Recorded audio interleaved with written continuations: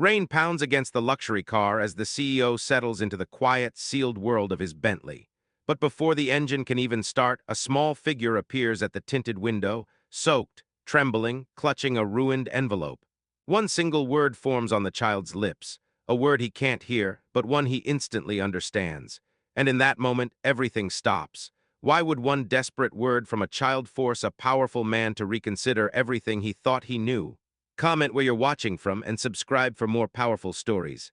Jonathan Whitmore had built a reputation as the kind of CEO who never missed a detail. His world ran on precision, scheduled meetings, polished presentations, and carefully managed distance from anything that didn't fit neatly in a quarterly report. From the outside, it looked perfect. Glass towers, spotless boardrooms, and a luxury car waiting each evening to take him back to his curated life. But beneath all that order, he had grown used to the comfort of believing that every system he created worked exactly the way he intended. On the other side of the city, 9-year-old Elena Wilson lived a life shaped by routines just as strict, but for very different reasons. Each morning began with checking her mother's medication schedule, organizing overdue bills, and packing a school bag that always carried more responsibility than supplies. Her mother, Emily Wilson, once a dedicated teacher, now struggled with multiple sclerosis, leaving Elena to manage tasks no child should have to bear. Still, she tried, every day, because the right help might finally give them a chance to breathe. That help was supposed to come from a program created by Jonathan himself, a fund meant to support families like hers. But when the rejection letter arrived, citing a deadline she knew she hadn't missed, something felt wrong. And when another letter carried the same excuse, she realized the truth. Nobody inside that towering building was going to fight for them. Not unless she made them listen. So after school, while other children rushed home, Elena crossed the city alone, heading downtown with a folder of documents and a single hope that someone would finally pay attention. She didn't know who would listen. She didn't know if anyone would. But she knew she had no choice. What neither Elena nor Jonathan realized was that their two very different worlds were about to collide, exposing a truth buried far deeper than a simple rejection letter. Elena Wilson had grown used to long bus rides across the city, but today felt different. The rejection letter still weighed heavily in her backpack, creased edges, smudged ink, and a date that she knew without question she had never missed.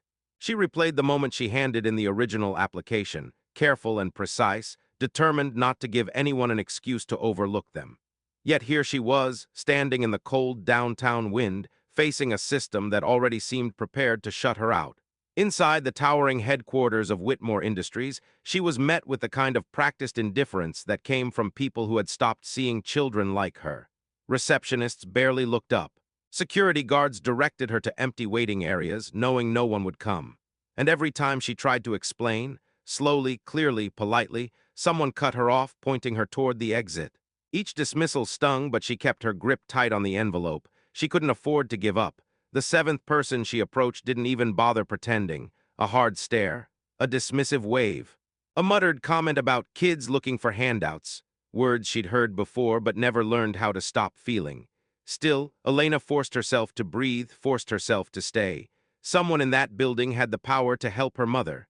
Someone had to listen. Across the city, Jonathan Whitmore was ending his day the same way he always did, slipping into the backseat of his Bentley, reviewing emails, moving through life insulated from anything that didn't directly affect quarterly results. He didn't know a child had spent hours trying to reach someone in his company. He didn't know the fund he'd proudly created had quietly become another system that punished the people it was meant to help. He didn't know Elena existed. Not yet. By the time Elena stepped outside again, rain was falling in sheets, turning her rejection letter into a soggy, fragile mess. She looked up at the building one last time, feeling the weight of every closed door. Then she spotted the Bentley, a car she recognized from news articles about the CEO. The polished exterior reflected the city lights, the very symbol of the world she kept trying to break into. She hesitated. Her shoes were soaked. Her clothes were clinging to her skin. She looked nothing like someone who belonged near a vehicle worth more than everything her family had ever owned. But she also knew this might be her only chance, so she stepped forward. Inside the car, Jonathan felt the presence before he saw it, a shadow through the tinted glass. He glanced up and froze. A small girl stood outside, drenched, trembling, holding an envelope that seemed to be falling apart in her hands. Her eyes met his, steady yet desperate, the kind of look that didn't ask for pity but insisted on being acknowledged. He felt a shift, subtle but undeniable. The driver hesitated, unsure whether to roll forward or alert security.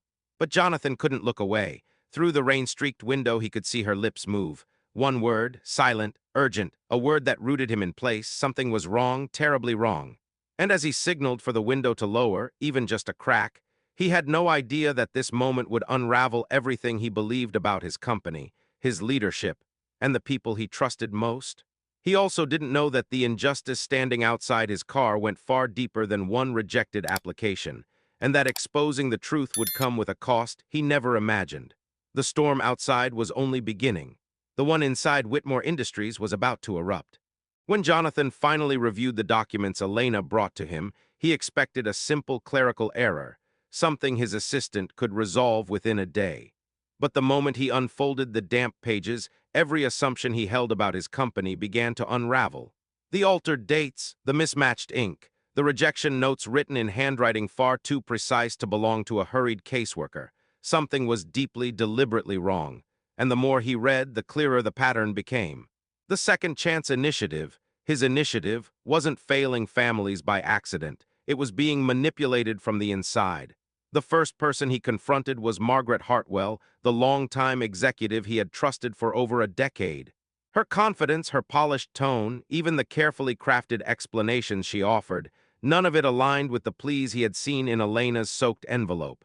But what shook him most was the ease with which she dismissed the families affected, reducing their struggles to errors, incomplete documents, or missed deadlines.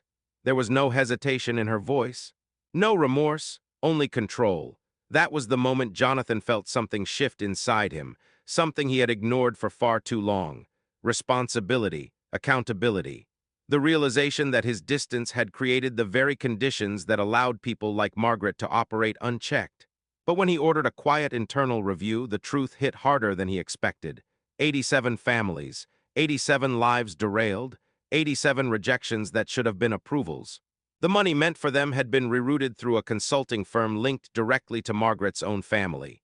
The betrayal was staggering, not just of him, but of the people he had promised to help. Then came the board meeting. Instead of addressing the fraud, Jonathan found himself at the center of scrutiny. His attempts to expose wrongdoing were reframed as impulsive, emotional, unprofessional. His refusal to stay silent, his willingness to stand with families like Elena's, suddenly these were treated as liabilities. In that room full of polished suits and practiced expressions, he realized something chilling. The system wasn't just broken, it was protecting itself. And when the vote was taken, swift, calculated, unanimous, Jonathan watched 12 years of leadership get stripped away in moments. He was removed, silenced, and escorted out of the very building he had built his life around. That night, Elena saw the headlines, accusations, rumors, blame aimed not at those who caused the harm, but at the one person who finally listened to her. She felt the weight of it crash onto her shoulders, the guilt, the fear that her courage had cost someone everything. For the first time, her determination faded, replaced by the crushing thought that maybe she shouldn't have spoken at all. And Jonathan, facing public scrutiny, professional humiliation, and a corporate machine fighting to bury the truth, stood on the edge of a decision that would define everything that came next. Would he walk away, as they expected, or step into a fight powerful people never wanted him to start? The answer would determine not just his future, but the future of every family the system had failed. In the months that followed, the ripple of Elena's courage spread farther than she ever imagined. What began with a soaked envelope and a single desperate plea unfolded into a movement that forced an entire corporation, and eventually an entire industry, to confront its failure. With Jonathan no longer silenced, the truth came into full view. Families across the city had been denied support not because they were unqualified, but because a system designed to help them had been twisted against them. As investigations deepened, accountability finally reached those responsible. The fraudulent pathways were dismantled, stolen funds traced, and oversight restored. But the most meaningful change came from the voices that refused to be buried. Voices like Elena's, steady and brave, even when the world tried to convince her she was wrong to speak up. For Jonathan, the experience reshaped everything he believed about leadership, responsibility, and justice. He returned not as the distant figure who once hid behind polished glass, but as someone who understood the weight of listening. The families he once helped from a distance now stood beside him, guiding the reforms that made the program stronger, fairer, and rooted in the dignity they had long been denied. And for Elena, life slowly shifted toward something her mother once thought impossible: stability. Warm meals, medications refilled on time, homework done without the backdrop of constant worry. Yet even with the improvements she carried with her a quiet awareness, change wasn't a straight line. It demanded courage, pressure, persistence, sometimes from the most unexpected places. Her story became a reminder of a painful truth: racial injustice doesn't always appear as loud acts of hatred. Sometimes it hides in paperwork, in decisions made behind closed doors, in people who believe they'll never be questioned. It thrives in silence, but silence breaks the moment one brave voice refuses to accept no as the final answer. So the question this story leaves us with is simple: how many more lives could change if we listened the first time someone asked for help? If this story moved you, share it with someone who needs to hear it, and subscribe to Black Community Struggles for more powerful stories about justice, truth, and the fight to be seen. And don't forget to hit that like button. Your support helps these stories reach the people who need them most.